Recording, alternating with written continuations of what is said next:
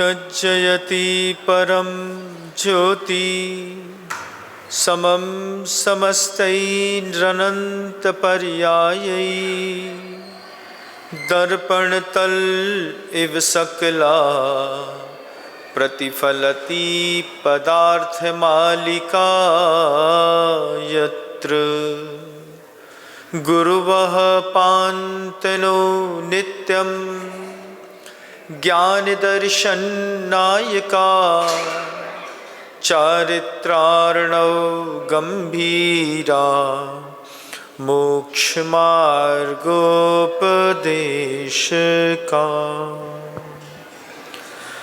अहिंसा परमो धर्म की जय। आचार्य भगवंत गुरुदेव श्री विद्यासागर जी महाराज की जय। वर्तमान आचार्य परमेष्ठी गुरुदेव श्री समय सागर जी महाराज के जय हो। समस्त मुनि संघ की बोले परम पूज्य मुनि विनम्र सागर जी महाराज की। बोले परम पूज्य मुनि निस्वार्थ सागर जी महाराज की। मुनि निसर्ग सागर जी महाराज की। समस्त मुनि संघ की जय। मध्य प्रदेश में छतरपुर से बंधा जी जाते वक्त रास्ते में एक नौगांव करके गांव पड़ता है, नौगवा। वहां पर बाहर एक बोर्ड लगा था, नारी जने के भक्त जन कै दाता कै सूर, नाही तो फिर बांझ रहे मति गवावे नूर। और आचार्य श्री जी की दृष्टि उस बोर्ड के ऊपर गई। गुरुदेव वहां से निकल रहे थे और गुरु जी ने उसी दो पंक्तियों को लेकर के जो उद्बोधन नौगांव में दिया था, वही उद्बोधन मैं आप सबके बीच में रख रहा हूं। गुरु जी कहते हैं, अभी अभी पढ़ करके आया हूं, नारी जने के भक्त जन कै दाता कै सूर। आपका जो पुत्र है उसमें तीन में से एक योग्यता तो होनी चाहिए। या तो वो बहुत अच्छा भक्ति करने वाला हो, देव शास्त्र और गुरु से आप अपने बच्चे को ऐसा जोड़ें कि आपकी अनुपस्थिति में भी आपका बच्चा मंदिर, गुरु और शास्त्र के बीच में देखा जाए। एक अच्छा भक्त पैदा करना, प्रहलाद के जैसा, ध्रुव के जैसा, माँ श्रीमंती के पुत्र विद्याधर के जैसा, अनंतनाथ शांतिनाथ के जैसा कोई भक्त पैदा करो। आज जितने भी मुनि महाराज दिख रहे हैं, इन सारे मुनि महाराज और आर्यिकाओं की पृष्ठभूमि में उनके माता पिता के संस्कार अवश्य हैं। कहीं न कहीं माँ ने, कहीं न कहीं पिता ने कोई ऐसी भूमिका तय करी है कि बच्चे के मन के अंदर परिणाम पैदा हुआ है कि मुझे साधना के मार्ग पर आगे जाना है। जिनके भी घर से मुनि बनते हैं, आर्यिका बनते हैं, उनको लगता है सार्थक हुआ मेरा जन्म, एक साधु मार्ग में हमारे निमित्त से आ गए। नारी जने के भक्त जन कै दाता, या फिर ऐसा दाता पैदा करो कि लोग बोले कि बस कर्ण के बाद अगर किसी का नंबर आया है तो हमारे बच्चे का आया। या तो वो दाता जबरदस्त हो, कै सूर, या फिर फौजी पैदा करो, देश की रक्षा के काम आए, लोगों की हित की बात करे। ये तीन की उत्पत्ति के लिए वहां पर उस दो पंक्तियों पर संबोधन था। आचार्य श्री जी सभा को संबोधित कर रहे थे। बहुत बड़ी सभा लगी थी, मुझे आज भी याद है, जनता समा नहीं रही थी। आचार्य श्री जी कहते हैं, प्रत्येक मनुष्य के जीवन में अनाप शनाप पुण्य का उदय आता है। अनाप शनाप पुण्य का उदय क्या महाराज? जब चाहिए था तब तो था नहीं, जब उसको भोगने की शक्ति खत्म हो गई तब इतना पुण्य उदय में है, इतना पुण्य उदय में है, इतना पुण्य उदय में है कि हम सोच करके भी घबरा रहे हैं। कितना पुण्य उदय में है पता नहीं महाराज। कोई आपसे पूछे कितनी संपत्ति है आपकी, तो सामान्य वर्ग तो गिना देगा। क्या गिना देगा? महाराज एक मकान है, एक दुकान है, एक प्लाट अभी और लिया है, बैंक में थोड़ा बहुत और रखा हुआ है। ठीक है, आप सामान्य हैं तो आपका सामान्य पुण्य है। लेकिन इस सभा में बैठे हुए बहुत सारे महानुभाव ऐसे हैं जिनका बिल्कुल असामान्य पुण्य है, और असामान्य पुण्य है और अनाप शनाप पुण्य का उदय है। अनाप शनाप पुण्य का उदय मतलब, अनाप शनाप पुण्य का उदय 85 साल के बुढ़े की लॉटरी लग जाए। अब 85 साल के बुढ़े की लॉटरी लगी तो लॉटरी लगने के बाद भी बुढ़ा जो पैसा मिल रहा है उसका करेगा क्या? महाराज ये 20 साल की उम्र में पैसा मिला होता तो कम से कम एक मकान का सुख भोग लेते। आदमी की इच्छाएं रहती हैं, आदमी उसी इच्छाओं का गृहस्थी में रह करके दीवाना रहता है। आचार्यों ने स्पष्ट शब्दों में कहा है, कोई भी गृहस्थ है वो गृहस्थ जिन चीज़ों पर उसका जीवन भर आकर्षण है वो उसके जीवन में कब मिलती हैं बस देख लीजिए। भोजन, वाहन, शयन, ये आचार्य समंत्रबद्ध स्वामी के शब्द हैं। भोजन, वाहन, शयन, पवित्र अंग राग कुष्मेशु, तांबूल वसन भूषण मनमद संगीत गीतेशु। जितने भी दुनिया में लोग हैं वे चाहते हैं अच्छा भोजन मिले। कौन चाहता है? यंगस्टर्स में ज़्यादा चाहते होंगे ना, जबान जो है वो ज़्यादा लपलपाती है। दुनिया का जितने भी ठेले हैं सारे ठेले का सारा माल हम ही खा लेंगे। 100 प्रकार के डोसे बने हैं तो आदमी अगर पढ़ा लिख जाए कहीं पर देख ले यहाँ पर 100 प्रकार का डोसा मिलता है तो वो सोचेगा एक एक करके एक एक बार तो हर 100 डोसा तो हम खाएंगे। देखें, एक बार दिल्ली गए, दिल्ली जाने से पहले सुना था पराठा गली। अब जैसे सुना पराठा गली तो दिमाग में वो पराठा घूमे, कौन सा पराठा, कैसा पराठा। पता चला वहाँ जाकर के देखा आलू का पराठा, प्याज का पराठा, चीज़ का पराठा, पनीर का पराठा, आटे का पराठा, मीठे का पराठा, खजूर का पराठा, पराठा। अब हर जगह सिक रहा है, क्या खाएं महाराज? जितनी हैसियत होगी उतनी तो खा पाएंगे। पहले जेब टटोली, 100 रुपये थे, उसमें जितना खा सकते थे खाया और चुपचाप वापिस आ गए। आदमी की ख्वाहिश है भोजन की, आदमी की ख्वाहिश है वाहन की। आप मुझे बताइए, आप में से कितने महानुभाव ऐसे हैं जब 20 साल की उम्र में सोचते थे कि एक बाइक मिल जाए, तो आपको बाइक मिली? ना मिली, पड़ोसी के ले लेकर के काम चलाया। आज बाइक मिल जाए तो अब बोले आज चला लो, बोले महाराज अब वो उम्र चली गई। भोजन, वाहन, शयन, सोने का भी बड़ा क्रेज है। रात अगर ठंडी में एक बार दब जाए तो इच्छा नहीं होती सुबह बिस्तर से बाहर निकलने की, बड़ी मुश्किल से आदमी ऊपर उठता है। इसी में सबकी जिंदगी बीती है। भोजन, वाहन, शयन, पवित्र अंग राग, अच्छे से अच्छा डीओ मिल जाए, अच्छे से अच्छी बॉडी वॉश मिल जाए, अच्छे स्पा सेंटर में घुमाए, पवित्र अंग राग कुसमेसु, फ्रेग्रेंस महाराज दुबई से लेकर के आए हैं, नया वाला इतना सा है, बस थोड़ा सा ऐसा लगा लो, ऐसा फ्रेग्रेंस मारता है 3 दिन तक कपड़े से स्मेल नहीं जाती।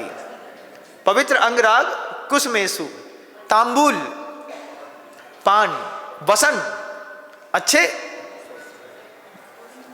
ऊपर वस्त्र होना चाहिए, भूषण, अच्छी मालाएं, कंठाहार, ज्वेलरी सब मिल जाए।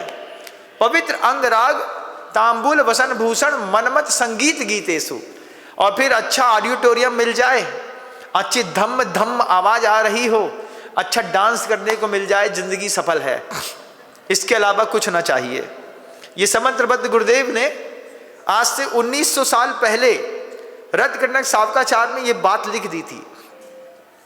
आपके जीवन में वो जो अनाप शनाप पुण्य का उदय आया है, 100 प्लाट हैं, 200 प्लाट हैं, 500 प्लाट हैं, बड़ा बड़ा और वैभव है, सारी चीज़ें हैं।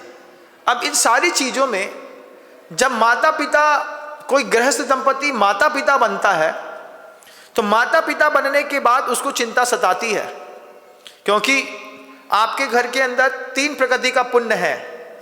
धन जो है वो 3 प्रकार का है, या तो पुरुषार्थ मूलक होगा, या पुण्य मूलक होगा, या पाप मूलक होगा। आप कौन सा पैसा खा रहे हैं? पुरुषार्थ वाला, पुण्य वाला कि पाप वाला? पुरुषार्थ वाला तो रिक्शा वाला खा रहा है। वो पुरुषार्थ करता है, सुबह से लेकर शाम तक ऑटो चलाता है, तब जाकर के 400, 500, 1000 रुपए, 2000 रुपए कमाता है। आप कौन सा पुण्य खा रहे हैं? पुरुषार्थ वाला? ना बाबा, जैनी ने कभी पुरुषार्थ वाला पुण्य न खाया, धन न खाया, उसने पुण्य वाला खाया। पुण्य वाला कैसा महाराज? सुबह सुबह सेठ साहब उठते हैं, उठते साथ ही चेक में साइन करना शुरू। आधे घंटे साइन करने में लग गए। क्या हुआ? ये बांटा है, अभी 50 चेक बांटे हैं, अब ये 50 चेक 500 चेक लेकर के आएंगे, अकाउंट में जमा हो जाएगा।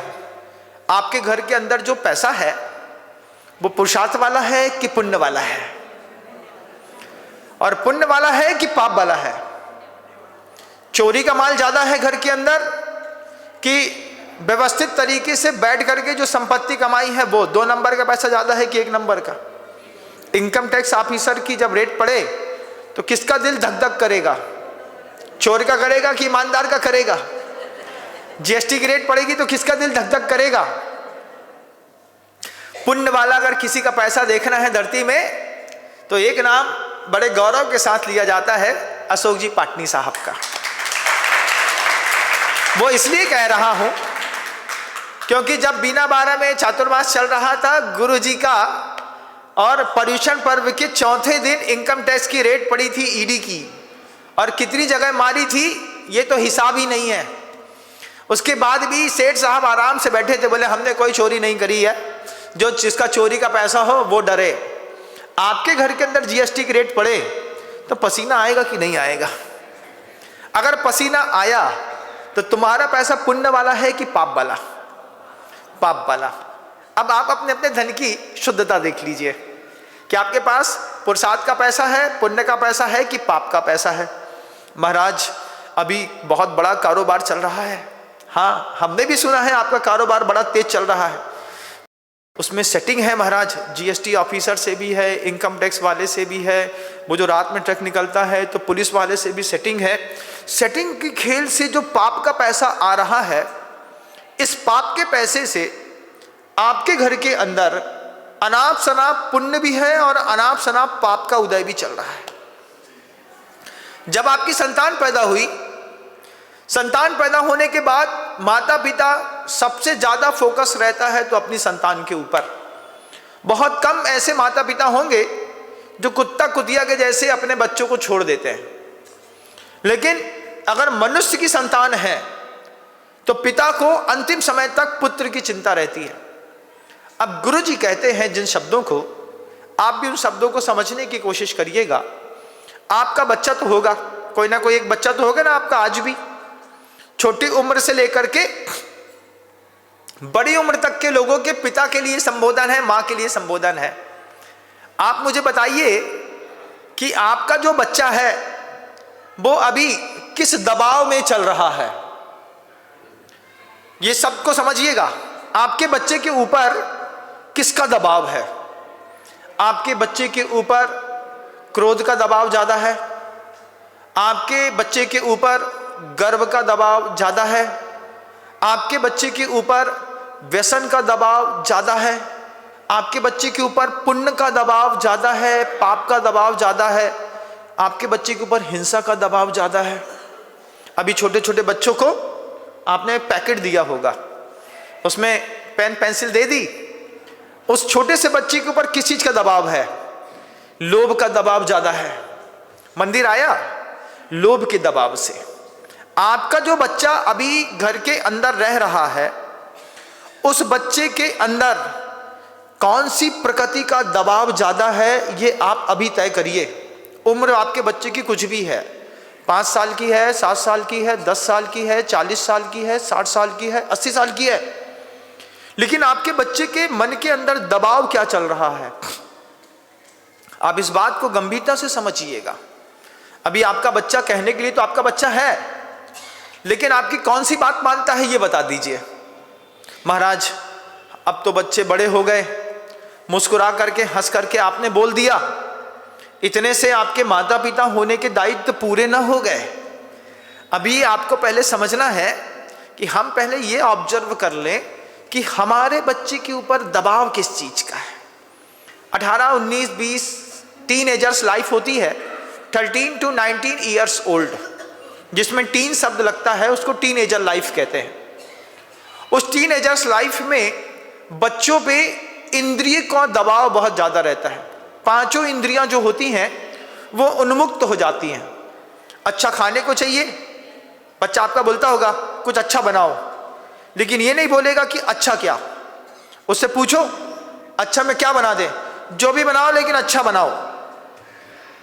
अब बच्चे के दिमाग में अच्छा खाने की इच्छा तो है, लेकिन बच्चा अच्छे की परिभाषा नहीं जानता। तय है ना, 19 to 19 ईयर्स ओल्ड जो टीनेजर्स बच्चे हैं, इन बच्चों के मन में, इन बच्चों के शरीर में इंद्रियों के उन्मुख होने का दबाव ज़्यादा होता है। तो बच्चे के टेस्ट बड्स इतने खुल जाते हैं, बच्चा एक ही बात बोलेगा, अरे फिर वही दाल बना दी, कुछ अच्छा बनाओ। अच्छे की परिभाषा पूछ लो बच्चे से, हमको नहीं पता, बस अच्छा खाना है, बस हो गया। माँ सोचती है हम अपने बच्चे को अच्छा क्या खिला दें, कुछ चटपटा बना करके खिलाती रहती है, वो खाता रहता है। आपके बच्चे के ऊपर जिह्वा इंद्री का दबाव ज़्यादा है, एक बच्चे के ऊपर स्पर्शन इंद्री का दबाव ज़्यादा है। अगर मान लीजिए आपका बच्चे के अंदर स्पर्शन इंद्री का दबाव ज़्यादा है, तो फिर आपका बच्चा रेड लाइट एरिया में मिलेगा। फिर आपका बच्चा ओयो की, ओयो कहते हैं ना, ओयो ही है ना, ओयो के होटल्स में मिलेगा। फिर आपका बच्चा बैंकॉक में, पटाया में, गोवा में मिलेगा। और जितने भी बिजनेस क्लास में जितने भी ऑफर मिलते हैं, आपने कभी देखा दुनिया में सबसे ज़्यादा फॉरेन के ट्रिप मिलेंगे तो बैंकॉक के, पटाया के, इसी चीज़ के मिलेंगे। थाईलैंड घुमा देते हैं, क्या है बिजनेस ट्रिप में महाराज थाईलैंड गए। थाईलैंड में कौन सा मंदिर है, थाईलैंड में कौन सी सभा है, आप मुझे बताइए। वहां जाकर के क्या देखना है।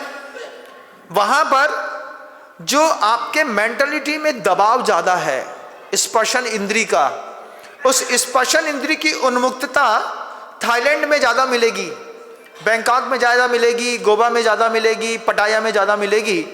आप एक बार तय करो, आपका बच्चा घूमने जाता है कहाँ जाता है। स्विट्जरलैंड गए महाराज, स्पर्शन इंद्री का बच्चे के दिमाग में दबाव ज्यादा है, रसना इंद्री का दबाव ज्यादा है, नेत्र इंद्री का दबाव ज्यादा है। सुबह से लेकर शाम तक बच्चा मोबाइल चला रहा है, बार बार स्क्रॉल कर रहा है, इंस्टाग्राम देख रहा है, फेसबुक देख रहा है। अभी आपके बच्चे की नेत्र इंद्री में दबाव ज्यादा है। अभी आपका जो बच्चा है, उम्र कोई भी हो, भले इंजीनियर हो गया हो, भले आपके बच्चे के बच्चे हो गए हों, लेकिन आपके बच्चे कौन से दबाव में जी रहे हैं, आपको पहले ये पैमाना तय करना पड़ेगा। आपको सबसे पहला ये पैमाना तय करना है कि आपका बच्चा कौन से दबाव में जी रहा है। आप सेल्फ ऑब्जर्वेशन करिएगा। सेल्फ ऑब्जर्वेशन करने के बाद एक कागज में लिखिएगा, मेरा बच्चा इस दबाव में चल रहा है। और कल मेरे प्रवचन होने से पहले मेरे टेबल पर वो शब्द की पर्चियां छोड़ जाइएगा। मैं देखना चाहता हूं कि दुनिया में आपके बच्चे किस दबाव में जी रहे हैं। दबाव में जी रहे हैं, प्रभाव में जी रहे हैं। ऐसी दबाव में बच्चे जी रहे हैं, किसी बच्चे को गर्भ से गर्वित है, अहंकार है बहुत ज्यादा, क्योंकि अनाप शनाप पुण्य घर के अंदर खिला हुआ है। माता पिता, हमेशा से माता पिता की आदत रही। चंद्रगुप्त मौर्य ने एक स्वप्न देखा था। चंद्रगुप्त मौर्य का स्वप्न था, गाय बछिया को चाट रही है और चाटते चाटते चाटते इतना चाटी कि बछिया की हड्डी तक चाट गई। जब ये चंद्रगुप्त मौर्य ने स्वप्न देखा कि गाय बछिया को चाटते चाटते उसके मांस चाट गई, चमड़ी चाट गई, खून चाट गई, हड्डी दिखने लगी, और जब पूछा कि इसका क्या फल होगा, तब चंद्रगुप्त मौर्य के इस स्वप्न का फल निकाला ज्योतिषाचार्यों ने कि पंचम काल में माता पिता अपने बच्चे को इतना प्यार करेंगे, इतना लाड़ करेंगे, इतना चाटेंगे कि बच्चे किसी काम के नहीं रहेंगे। आपने भी अपने बच्चे को खूब चाटा है, आपका भी एक संकल्प है, भागीरथी संकल्प है आप लोगों का, जो दुख मैंने भोगे हैं वो कभी मैं अपने बच्चे को नहीं होने दूंगी। आपने ये भागीरथी संकल्प किया है। इस संकल्प के चक्कर में आपने अपने बच्चे के कमरे में पैदा होने से पहले एसी लगाया, वक्त से पहले बच्चे को बाइक दी, वक्त के पहले बच्चे को पैसा दिया, वक्त से पहले बच्चे को पूरी दुनिया को घुमाया। बोले महाराज घूम लेने दो, अब हमने नहीं सुख भोगा तो कम से कम हमारा बच्चा ही भोग ले। आपने दिया, आप भूल गए। आपने उसी गाय के बछड़े के जैसे अपने बछड़े को इतना चाटा, इतना चाटा, इतना चाटा, बच्चा आपको बेवकूफ समझने लगा। कोई माँ बेवकूफ नहीं होती दुनिया में। हर माँ समझती है हमारा बच्चा किस दबाव में जी रहा है। हर माँ समझती है हमारा बच्चा हमारा होने के बावजूद हमारे हाथ के अंदर नहीं रहा। आप रहे कि अपने पिता के हाथ में? आपके पिताजी आपसे 4 बातें बोलें, उसमें से कितनी फॉलो कर लेंगे आप? 4 की 4 कर लेंगे? महाराज विचार करके सोच के बताएंगे। इसी की बात पे ये बात उठी और गुरुजी उस छतरपुर से बन्ना जी के बीच में नौगांव में बैठ करके ये उद्बोधन दे रहे थे। एक बार आप लोग पता करिए कि आपके बच्चे कौन से दबाव में जी रहे हैं। अगर आपने अपने बच्चे के दबाव का ऑब्जर्वेशन नहीं किया तो आप अच्छे माता पिता नहीं हो पाएंगे। फिर क्या होगा? पैदा करके छोड़ दिया महाराज, अब जैसा होना होगा तो होता रहेगा। तो जब आप अपने बच्चे को छोड़ देंगे तो बच्चा उच्छृंखल मिलेगा। जिन बच्चों के माता पिता ने अपने बच्चों को छोड़ दिया है, उनमें से 80% बच्चों के माता पिता इस बात को महसूस करेंगे कि आपके बच्चे एक न एक बार पुलिस केस में अंदर होकर के चले आए। अभी उज्जैन में था, 16-17 साल के बच्चे स्टेट राउडी बन रहे हैं, गुंडे बन रहे हैं। राउडी बन करके बच्चे जो हैं मर्डर करने तक हावी हो गए। गैंग की उम्र कितनी है? 16, 17, 18, 19, 20, 22, 23 साल के लड़के क्या कर रहे हैं? उनके पास कट्टा है, तमंचा है, उसके पास बंदूक है, उनके पास व्यसनों के साधन हैं, और सबसे बड़ी बात, बड़े बड़े लोग उनसे काम करा रहे हैं। माता पिता ने स्वतंत्र कर दिया। बेटा महाराज बच्चा हमारे हाथ में नहीं है, बच्चा आपके हाथ में नहीं है, आपने बच्चा छोड़ दिया। बच्चा आज भी घर में सोने तो आता होगा, आता है कि नहीं? आता है महाराज। महाराज अब तो बहुत पुरानी बात हो गई, पुरानी बात को भी ठीक किया जा सकता है। कितनी भी पुरानी गाड़ी है, आजकल आपके उसमें स्क्रीन पर दिखाया जाता है ना, टैलेंट दिखाया जाता है। जंगल में पड़ी एक पुरानी कार ले आएंगे, फिर उसको घिसेंगे, फिर साफ करेंगे, फिर उसमें कलर करेंगे, फिर पुट्टी करेंगे, फिर उसकी मशीनी धोएंगे, फिर उसमें स्प्रे करेंगे। एक एक करके दिखाते हैं और बताते हैं कि टैलेंट जंग से जंग और खराब से खराब चीज को सुधार सकता है। जब हम एक गाड़ी सुधार सकते हैं तो फिर हम अपने घर की संतान क्यों नहीं सुधार सकते? महाराज सुधार सकते हैं क्या? आज भी हमारा बच्चा सुधर सकता है क्या? आज भी आपका बच्चा सुधर सकता है, लेकिन उसके लिए आपको अपने बच्चे को घिसना पड़ेगा, आपको अपने बच्चे में स्क्रू पाना, पेंट लगाना पड़ेगा, आपको अपने बच्चे को थोड़ा सा धोना पड़ेगा, फिर उसको चिकना हाथ फेरना पड़ेगा। जैसा आप चाहते हैं वैसा संतान आपकी आज भी हो जाएगी। लेकिन अगर आज आपने अपने बच्चे के जीवन में चल रहे दबाव को नहीं देखा, कुछ बच्चे शराब के दबाव में चल रहे हैं, कितना भयंकर चल रहे हैं। माता पिता मुंह से बोल नहीं सकते हमारी लड़की शराब पीती है, लड़की पीती है महाराज, लड़की शराब पीती है, माता पिता बोल नहीं सकते। क्यों? बोले तो घर में तहलका है। इसलिए हमारी लड़की बेंगलोर में रहती है महाराज, वो बेंगलोर में रह रही है, वहीं पे 30 लाख का जॉब कर रही है। किसके साथ रह रही है ये पता नहीं। जब कभी जाना हो तो अचानक आप अपनी ही लड़की के किराए के मकान में जा नहीं सकते। ऐसी सेफ जोन में रहती है कि पहले परमिशन चाहिए। अभी 3 बच्चियों ने ST SC और नीच कुल के लड़कों के साथ विवाह किया। जब माता पिता आए, उनसे पूछा, बोले महाराज 3 साल से लिव इन रिलेशनशिप में बेंगलोर में रह रही थी, हमको पता ही नहीं। बच्चे कौन से दबाव में चल रहे हैं, कौन सी इंद्री के दबाव में चल रहे हैं, आपको तय करनी पड़ेगी ये बातें। आपका बच्चा बच्चा ही है। आप अपने बच्चे की एक पर्ची जरूर बनाइए। मेरा बच्चा क्रोध के दबाव में चलता है, मेरा बच्चा मान के दबाव में चलता है, मेरा बच्चा हिंसा के दबाव में चलता है। हर बात में आपका बच्चा पैर पटकता हो, हर बात में आपका बच्चा दरवाजा पटकता हो, हर बात में आपका बच्चा चिल्लाता हो, आक्रामक होता हो, गिलास फेंकता हो, हर बात में आपका बच्चा गाड़ी उठाता हो और भाग जाता हो। तुम लोगों से तो मैं परेशान हो गया। जब कोई ऐसी बात कर रहा है, आपका बच्चा हिंसा के दबाव में चल रहा है। आपने संतान पैदा करी, अंतिम समय में अफसोस होगा हमने गलत संतान पैदा करी। आपको तकलीफ होगी इस बात की कि आपके जीवन में जो अनाप शनाप पुण्य है, ये अनाप शनाप पुण्य आपका बच्चा पूरा बर्बाद कर देगा। 80 साल की उम्र में पुण्य खिल करके सामने आया, 80 साल की उम्र में पाप भी खिल करके सामने आ सकता है।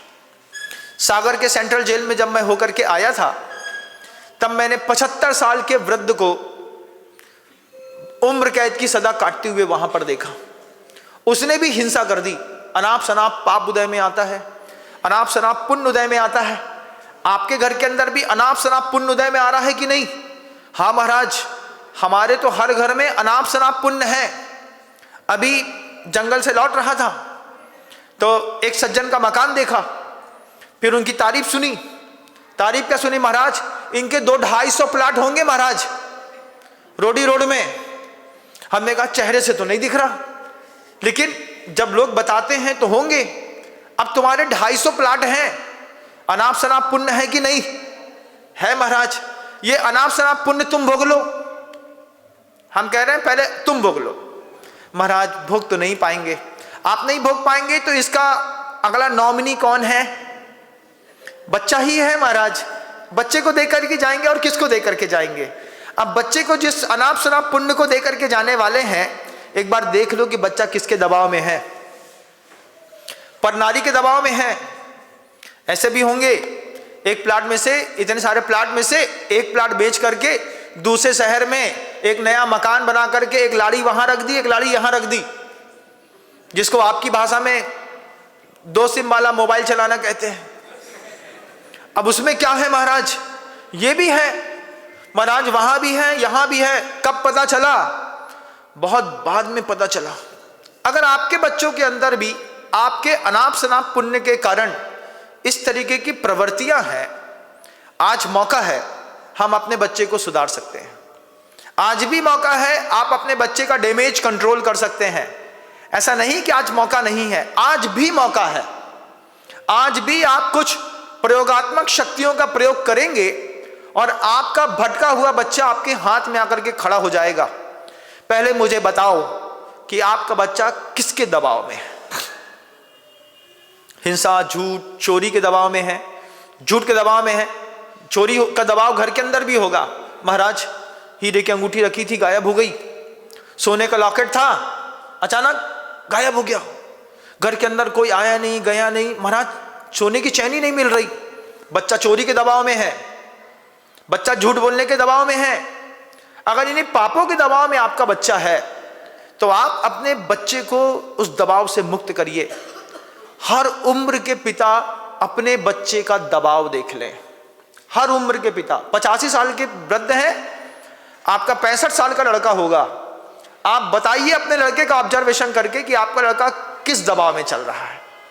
65 साल के बच्चे के दिमाग में अभी इस बात का दबाव है, उम्र हमारी हो गई लेकिन अभी तक हमको हमारा हिस्सा नहीं मिला। हिस्से के दबाव में है। 65 साल का आदमी मरने की कगार में है। हो सकता है कल उसको ही कैंसर हो जाए, वही हार्ट पेशेंट फेल होकर के चला जाए। लेकिन आपने अपने बच्चे को दबाव मुक्त नहीं किया। धन दिया, छोड़ दिया। जैसे सुबह सुबह गाय को छोड़ देते हैं ना गौशाले से, जा तुझे जो चर के आना है तो दिन भर चर करके वापिस आ जाना। तो एक 2 प्रकार की गाय होती है, एक बाजार की गाय होती है, घर की गैया होती है। देखा कि नहीं देखा महाराज? बाजार में निकलिएगा, बाजार की गाय मिलेगी, बाजार की गाय रूखी सूखी सी मिलेगी, उसके शरीर में पूंछ में गोबर फंसा होगा, छपा होगा, टेढ़ी मेढ़ी सींग होगी। वही तो बाजार की गाय है, कभी प्याज खा रही है, कभी कुछ खा रही है, लेकिन सुख नहीं पा रही। आपका बच्चा बाजार की गाय है कि घर की गैया है? रात के समय का आपकी फैमिली का कोई डिसिप्लिन है? हमारे अंतिम औलाद कितने बजे घर के अंदर घुसेगी? कोई डिसिप्लिन? महाराज 10 बजे हमारे यहाँ की डेडलाइन है, 10 बजे से पहले परिवार का प्रत्येक सदस्य घर में वापस आ जाएगा। दुनिया में कहीं भी रहेंगे 10 बजे घर के अंदर मिलेंगे। आपने अपने बच्चे को इस तरीके का रूल्स रेगुलेशन कभी शो किया क्या? नहीं किया ना महाराज। नारी जने के भक्तजन कह दाता कह शूर, नाही तो फिर बांझ रहे मति गवावे नूर। तुमने एक संतान पैदा की, संतान पैदा करने के बाद सबसे ज़्यादा दुख रहता है तो इससे स्त्री के शरीर में, स्त्री का शरीर अचानक विचित्र प्रकार का परिणमन करके परिवर्तित होता है। जैसा उसने कभी सोचा नहीं था वैसी वो टुनटुन दिखने लगती है। टुनटुन देखिए, टुनटुन को जानते हैं? नहीं जानते? वो टीवी में आती थी ना एक टुनटुन, है ना, दरवाजे से निकले तो दरवाजे ही में फंस जाए। पहले क्या था? पहले बिल्कुल बरबटी थी महाराज, बाद में हम कब कद्दू हो गए हमको पता नहीं चला। तो ये बरबटी से जो कद्दू बने ना तुम, अपनी जवानी खो करके, ये अपने पुत्र के चक्कर में बने। अपने बच्चे से कहना तुम्हारे चक्कर में 24 साल की महिला 40 की दिखने लगी और तुम अपनी माँ को नहीं देखते। संडे है, रविवार है और बच्चों को देख करके बात याद आ गई। आप सबसे कह रहा हूं, आपके बच्चे किस दबाव में चल रहे हैं? कोई ना कोई दबाव में तो चल रहा होगा ना बच्चा। मेंटल प्रेशर बहुत है महाराज। बच्चे को पैसे का दबाव है, किसी के बच्चे को जॉब का दबाव है। जॉब का दबाव नहीं है, पैसा पैदा करने के बाद बच्चा उस पैसे से क्या करना चाहता है, इस दबाव को शो करिए। क्योंकि जैन समाज के अंदर 95% लोग ऐसे हैं जिनको कोई भी बेसिकली प्रॉब्लम्स नहीं है। बेसिकली प्रॉब्लम्स के मतलब हमको मकान नहीं बनाना। आपके बच्चे को मकान बनाना है क्या? नहीं बनाना महाराज। बच्चे के लिए बना बनाया मकान है, बच्चे के पास दूसरे साधन है, घर के अंदर गाड़ी है, बैंक बैलेंस है, पैसा है, उसके बाद बच्चा जॉब कर रहा है। जब फंडामेंटल बेसिकली चीजें आपके परिवार के अंदर हैं, फिर बच्चा पैसा कमा करके क्या चाहता है? सेल्फ डिपेंडेंसी चाहता है महाराज। सेल्फ डिपेंडेंसी भी नहीं चाहता है। बच्चा 5 इंद्री में किसी एक इंद्री के असंयम के दबाव में होगा, किसी ना किसी कसाय के दबाव में होगा, किसी ना किसी अज्ञान के दबाव में होगा। अज्ञान का भी दबाव होगा ना, मोहनी कर्म का भी तो दबाव होता है कि नहीं होता? होता है महाराज। वेदनी कर्म से परेशान है बच्चा। बच्चा महाराज इतना चिल्लाता है घर के अंदर, वो आता है तो हम तो मुंह ही बंद कर लेते हैं। हम एक शब्द भी बोलेंगे तो हमको लगता है हमारे बच्चे से झगड़ा हो गया। इतना कितना दबाव में है आपका बच्चा। आप चाहते हैं कि आपका बच्चा दबाव मुक्त हो? नहीं चाहते? नहीं चाहते महाराज। हमारा बच्चा जैसा है वैसे ठीक है। अभी कई बच्चियां ऐसी हैं, आप बताइए, मैं तो पूछूंगा नहीं, कई बार पूछता हूं तो दर्द होता है। आप सभी महानुभाव बताइएगा मुझे, आप सब महानुभाव को एक क्वेश्चन छोड़ रहा हूं। आपने अपने जीवन में अपना ब्रह्मचर्य व्रत पहली बार कब तोड़ा था? उम्र याद रखिए, आंख बंद करके अपने आप को जवाब दीजिए, हमको मत दीजिए। 80 साल के वृद्ध भी से भी पूछूंगा और 25 साल के बच्चे से भी पूछूंगा, पहली बार जब तुमने अपना ब्रह्मचर्य व्रत तोड़ा था उस वक्त तुम्हारी उम्र क्या थी?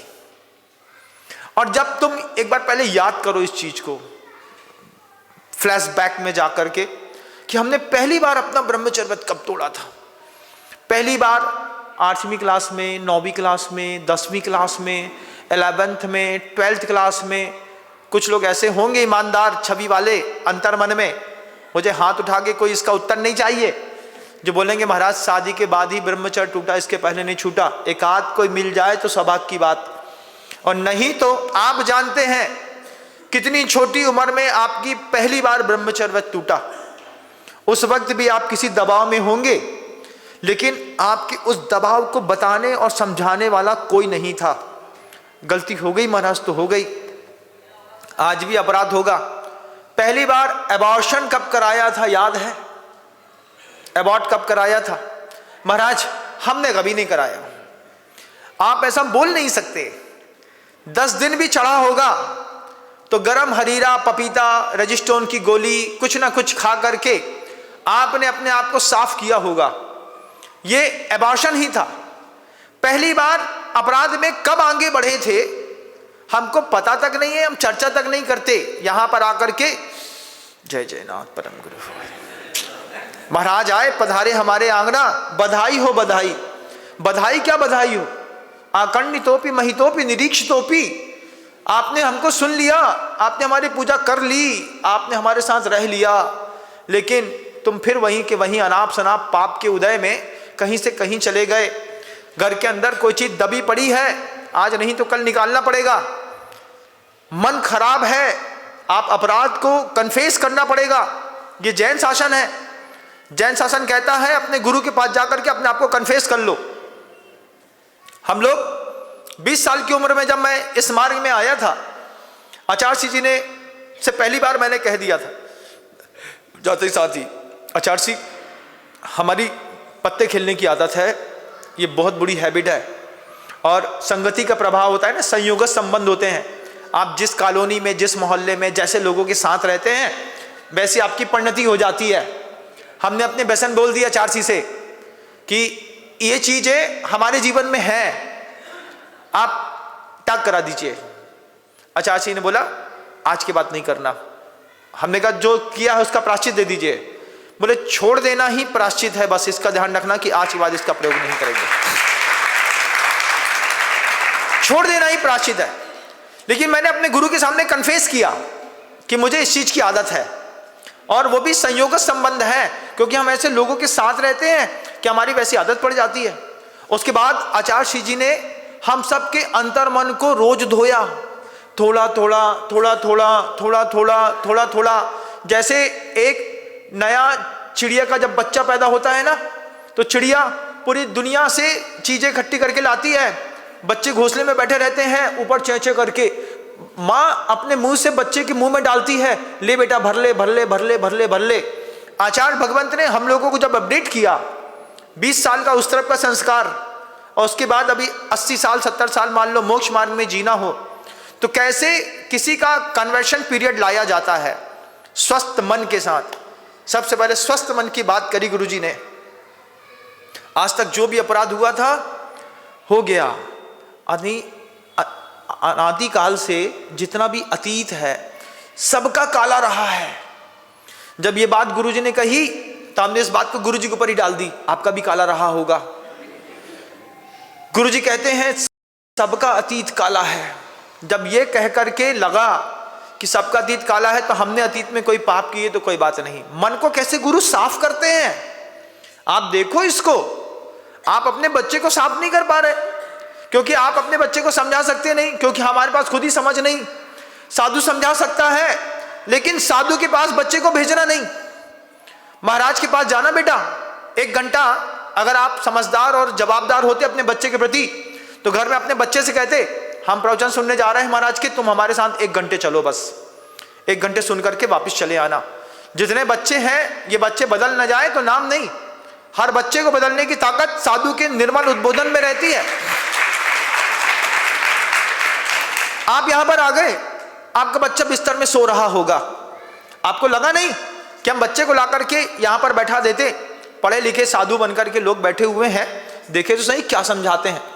जब तक आप मुझे समझ पाएंगे तब तक मेरे जाने का टाइम हो जाएगा, मैं यहां से निकल जाऊंगा, आप समझ जाएंगे आपका बच्चा बेचारा कल भी कूप में पड़ा था, आज भी कूप में पड़ा रह जाएगा। आपकी पहली प्राथमिकता बनती है हर पिता की कि हम अपने साथ अपने बच्चे को भी धर्म देंगे। कल हम जब आएंगे, अपनी जवान बेटी है उसको भी साथ में लेकर के आएंगे।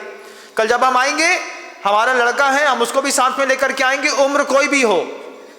85 साल के बब्बा सुन रहे हैं ना प्रवचन, आपका 45 साल का लड़का होगा, उससे बोलो महाराज के प्रवचन सुन के और फिर वापस आ जाना, 1 घंटा चलो हमारे साथ। 1 घंटे में पता नहीं साधु क्या दे दे, पता नहीं कौन सी भावना हमारे मुख से निकले, आप समझ जाएं, और फिर जो आप दबाव में जिंदगी जी रहे हैं उस दबाव से बाहर निकल जाएं।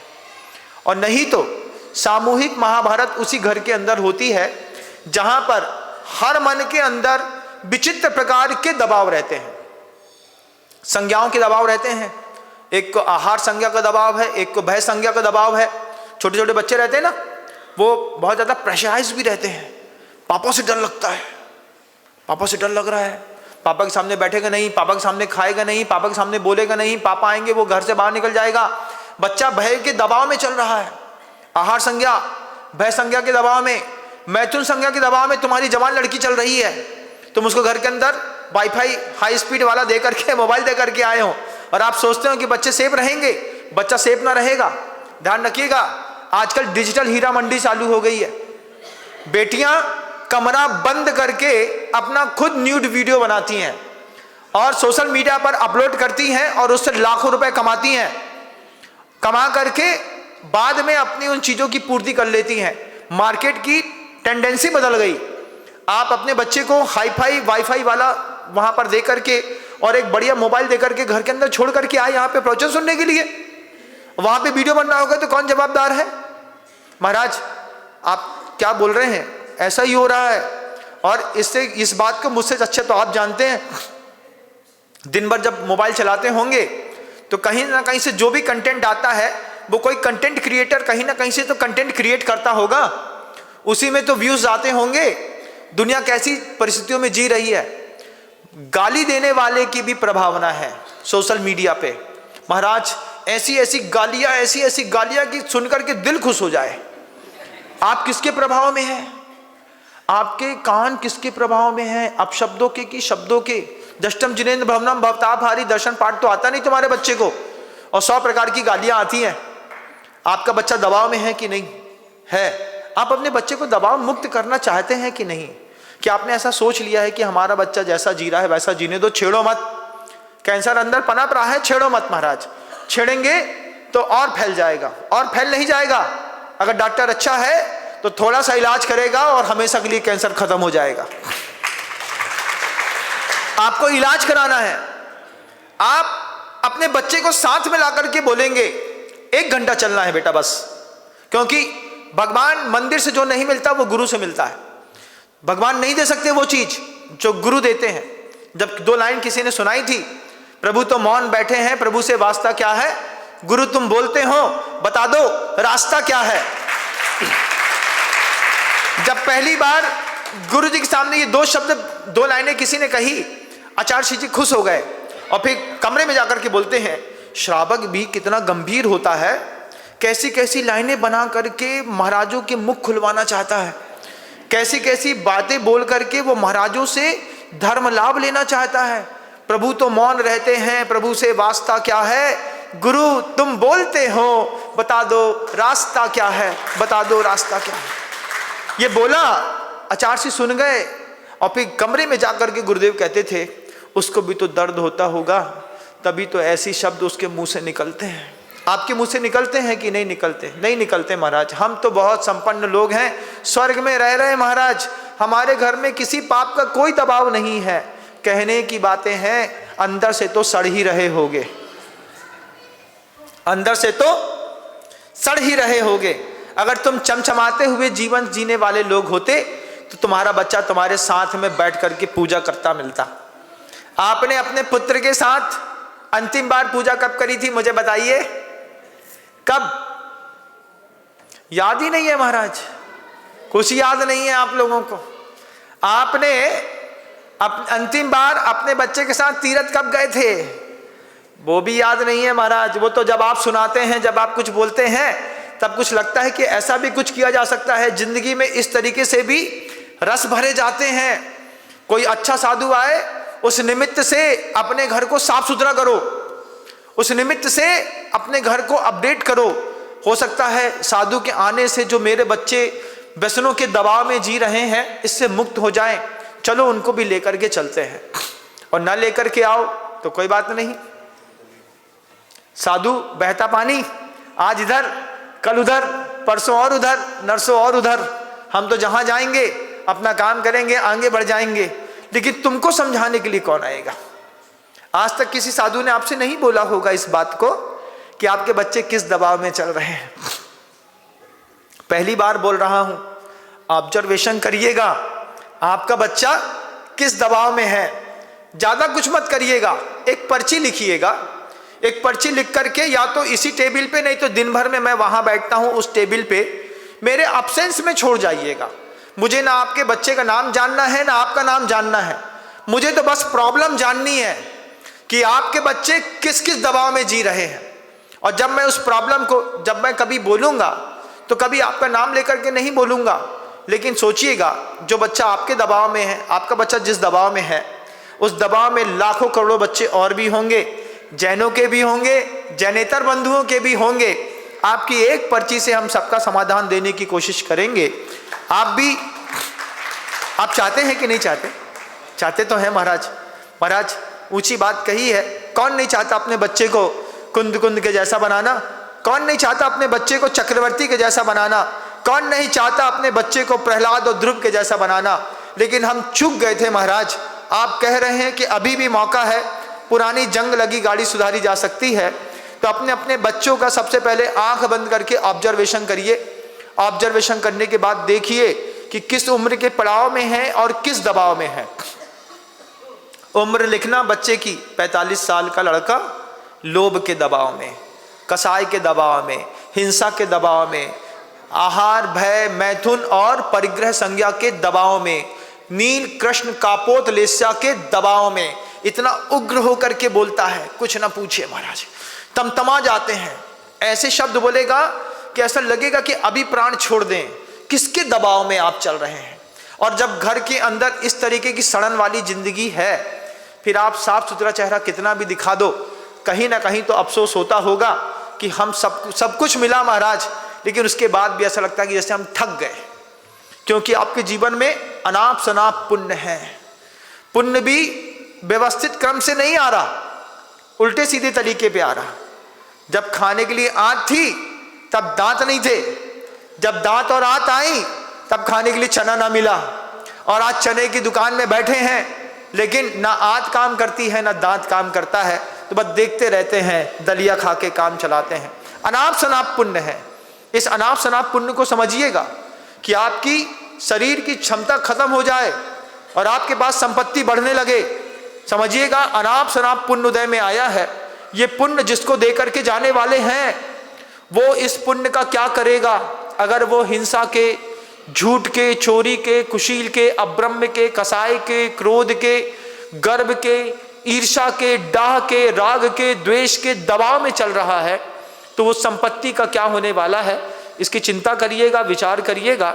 चिंतन के लिए कुछ समय दे रहा हूं, एक दिन का समय है, सोचिएगा। सोशल मीडिया में जो लोग मुझे सुन रहे हैं वे कमेंट बॉक्स में कमेंट करिएगा। यहाँ की जो हमारी कमेटी काम करती है, जो टीम काम करती है, वो आपके कमेंट सेक्शन से बॉक्स निकाल करके हमको लाकर दिखाएगी। हम कल पुनः इसी संवाद को आगे बढ़ाने की कोशिश करेंगे। शब्दों को विराम देते हैं। गुरुदेव श्री विद्यासागर जी महाराज।